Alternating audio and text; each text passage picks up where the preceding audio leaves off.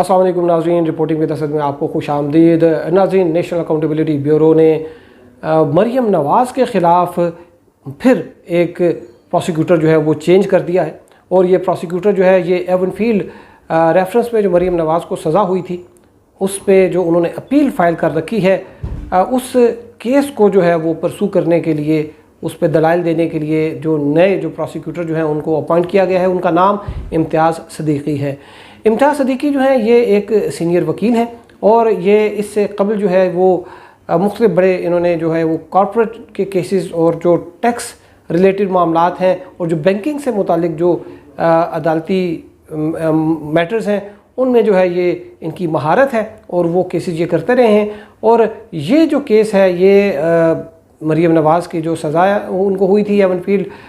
Reference में, अगरचे ये एक फौजदारी का मामला है लेकिन इसमें जो है वो इनको इंगेज किया गया है, इनको स्पेशल प्रोसिक्यूटर जो है वो अपॉइंट किया गया है। और बड़ी दिलचस्प बात यह है कि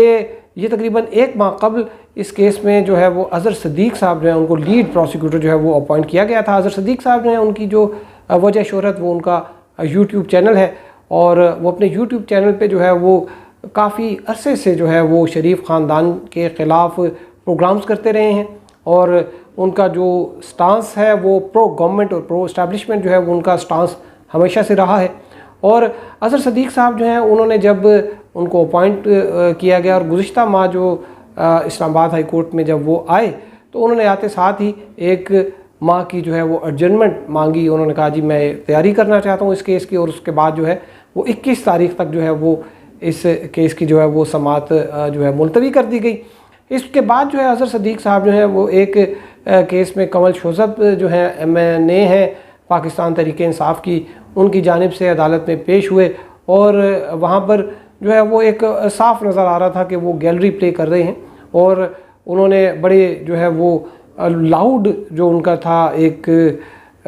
लहजा बुलंद आवाज़ में जो है वो चीफ़ जस्टिस को जो है वो मुखातिब कर रहे थे। और साथ में जो कमल शोज़ब आई थी उन्होंने भी वहाँ पर एक बड़ा सीन क्रिएट किया और वहाँ पर रोना धोना मचाया। उन्होंने कहा जी देखें मेरी किरदार कशी की जा रही है। और कमल शोज़ब ने अगरचे वहाँ पर यह भी कहा कि जो उनके साथ हो रहा है तो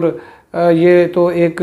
ज़्यादती हो रही है। और उन्होंने अपना ये भी जिक्र किया कि वो जब उन्होंने घर लिया तो उनके घर के साथ एक नाला था और नाले की ब्यूटिफिकेशन जो है वो फिर उन्होंने करवाने के लिए CDO को लिखा। तो ये अगरचे वो अपना एक बोनाफाइड शो कर रही थी, लेकिन इस्लामाबाद में ये एक रवायत है, ये एक रूटीन है कि इस तरह के जो बड़े और बाअसर लोग होते हैं ये गंदे नाले के किनारे जो है वो घर ले लेते हैं और कम कीमत पर जो है वो घर ख़रीदते हैं, क्योंकि आस जो करीब रह रहे होते हैं उनको बारिश में जो है वो उनका पानी भी उसमें आ जाता है, फिर स्मेल भी होती है। लेकिन ये जो बाअसर और बारसूख लोग होते हैं ये कम कीमत पर ये घर लेते हैं और फिर उसके बाद जो सरकारी इदारे जिस तरह CDA है और उसको ये कह के कि यहाँ पर ब्यूटिफिकेशन कराएं, वहाँ पर ये बड़ा ज़बरदस्त किस्म की जो है वो वहाँ पर ब्यूटिफिकेशन कराते हैं। और वो फिर जो ज़मीन होती है जो कि नाले के साथ वो चूँकि उसको कवर कर दिया जाता है, स्मेल वगैरह ख़त्म हो जाती है, वहाँ पर खूबसूरत जो है वो क्यारियाँ और फूल जो है वो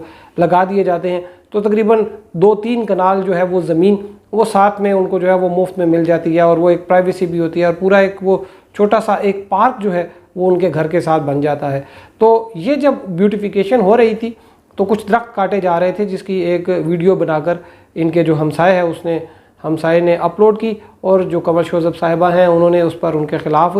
पीका की सेक्शन 20 के तहत FIR दर्ज करवा दी और उस पर जो है वो कार्रवाई हो रही थी। और ये मामला जो है फिर इस्लामाबाद हाई कोर्ट ने जब इसका नोटिस लिया और पीका के हवाले से बात की तो ये जो MNA साहिबा हैं ये साथ अपने कुछ सिंपैथी के लिए, एक तो अज़हर सदीक साहब जो कि अदालत ने जो है चीफ जस्टिस जो है उन्होंने कहा कि आप तो यूट्यूब भी चलाते हैं, कल आप पे भी जो है वो पीका के हवाले से कुछ हो सकता है। और साथ में दीगर यूट्यूब भी जो अपनी यूट्यूबर जो हैं उनको भी अपनी सपोर्ट में लाई हुई थी। तो खैर अज़हर सदीक साहब की बात कर रहे थे कि अज़हर सदीक साहब जो हैं उन्होंने एक माजी में जो जनरल मुशर्रफ के ख़िलाफ़ एक रेस्टोरेशन ऑफ जो जुडिशरी की मूवमेंट थी ये इसमें आगे थे। लेकिन बाद अज़ां ये हुआ कि जब ये तहरीक जो है वो अपने जोबन पर पहुंची तो अचानक एक दिन जो है ये गायब हो गए और ये दूसरे कैंप में जाकर बैठ गए। तो बहरहाल एक अच्छे वकील हैं, एक बात अगर ये करते हैं तो यूँ लगता है कि जैसे ये जो है वो इनका जो लहजा है या एक चूँकि लाहौर के हैं तो वो जब बात करते हैं तो ये लगता है जैसे लड़ रहे हैं। तो ये एक इनके बारे में ये भी मशहूर है कि जब वो किसी जज के ख़िलाफ़ रेफरेंस फाइल करना होता है तो उसमें भी ये इनकी खिदमात जो हैं वो ली जाती हैं। और शायद यही वजह है कि जो जजेस भी जो है वो जब ये अज़हर सदीक़ जो हैं वो किसी केस में आते हैं तो जजेस का रवैया भी ख़ासा मोहतात होता है। ये सिर्फ मैं इस्लामाबाद हाई कोर्ट की नहीं, लाहौर हाई कोर्ट की और दीगर अदालतों की भी बात कर रहा हूँ कि जब वहाँ पर जाते हैं तो जजेस जो हैं उनका जो रवैया है वो ख़ासा मोहतात हो जाता है। तो अब ये जो गुज़िश्ता समात पर जब अज़हर सदीक़ जो हैं वो आए तो ये कुछ बेंच के और बाकी जो लोग थे उनके लिए भी कुछ हैरानगी का ये बाइस था, क्योंकि अज़हर सदीक़ के जो है उनके बारे में ये एक तासुर आम है कि वो किसके हिमा पर और क्यों जो है वो अदालत में आते हैं और वो जो है वो किसके जो उनके जो बैकग्राउंड वॉइस होती है वो किसकी है।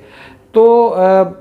अब जो ये चेंज हुई है, इम्तियाज़ सदीक़ी साहब जो हैं उनको लाया गया है। तो इम्तियाज़ सदीक़ी साहब के बारे में ये एक कहा जाता है कि वो बेंच के साथ उनके एक अच्छे ताल्लुकात होते हैं और चूँकि वो लाहौर से उनका ताल्लुक़ है तो वो जजेस के साथ जो है वो अच्छा एक तरीके से जो है वो उनका एक वर्किंग रिलेशनशिप होता है। अज़हर सदीक़ साहब के बारे में ये है कि अगर आपने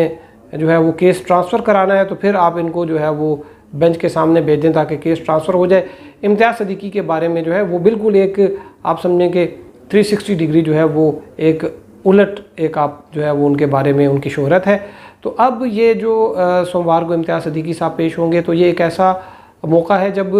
कि कानून शहादत के तहत उन शवाहिद का जायज़ा लिया जा रहा है जो कि नेशनल अकाउंटेबिलिटी ब्यूरो ने अकाउंटेबिलिटी कोर्ट के सामने पेश किए थे मरियम नवाज़ के ख़िलाफ़, जिसकी बिना पर उनको सज़ा हुई, उनको 7 साल की सज़ा हुई। तो ये जो है ये कानून शहादत जो है और उससे जो रिलेटेड जो इश्यूज़ हैं उन वो ज़ेर बहस आएंगे। ताहम जो इम्तियाज़ सदीक़ी साहब हैं इनके जो इनकी एक्सपर्टी है, ये मैंने जैसे आपको बताया कि ये कॉरपोरेट और बैंकिंग सेक्टर के जो है इनके पास जो है महारत है। तो कानून शहादत ये जो फौजदारी जो है के मामलात में इनकी इतनी जो है वो महारत नहीं है। ताहम ये चूँकि इसमें कुछ ऐसी चीज़ें भी हैं इस केस में जैसे कि जो बेनामी अकाउंट्स हैं या ऑफशोर कंपनीज़ हैं या जो बेनिफिशियल ऑनर से मुतालिक जो कुछ इस तरह की चीज़ें जो कोर्ट समझना चाह रही है, तो शायद इनकी जो है वो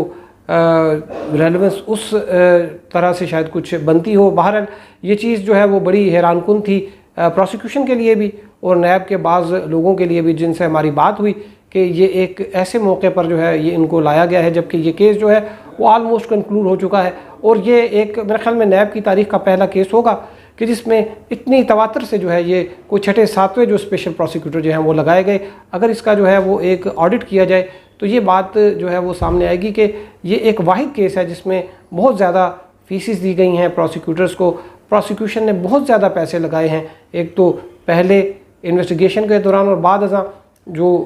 वकला को जो है वो बड़े बड़े पैसों पे जो है बड़ी बड़ी हैवी फीसिस पे जो है वो उनको इंगेज किया गया है। बहरहाल देखते हैं कि इम्तियाज़ सदीक़ी साहब जो हैं वो इस केस में आकर क्या जो है वो नैब को रिटर्न जो है वो देते हैं कि उनको इस मौके पर जो है वो हायर किया गया है। आपको मज़ीद अपडेट करेंगे, अब तक के लिए इतना ही। हमारे साथ रहने का शुक्रिया। अल्लाह हाफ़िज़।